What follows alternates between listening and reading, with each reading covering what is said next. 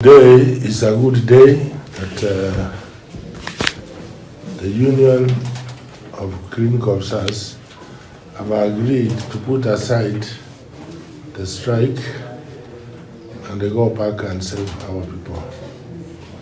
I know for the time you've been on strike, people have really suffered, and we urge also the nurses to join the queue and come back to work so that we can save our people.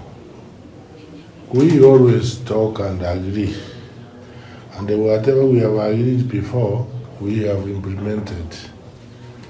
So I ask you, as you go back, remember we are the same people. We know your CPS moderate the most of it over because we are in an economy where maybe there's a lot of suffering. This friendly fire can kill.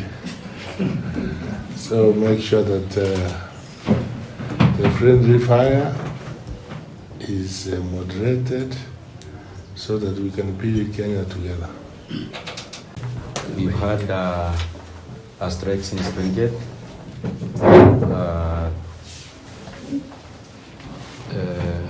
Last month.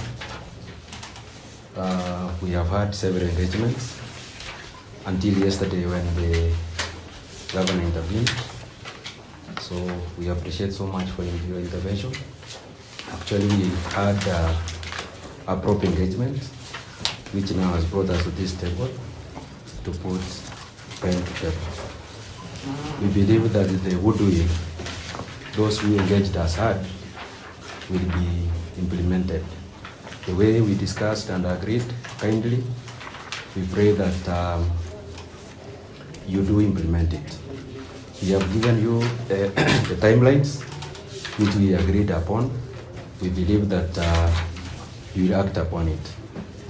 Number two, Your Excellency, as clinical officers, we are ready to work, and we will support our people of Nyamira County and those from other counties whenever they need our service in our county.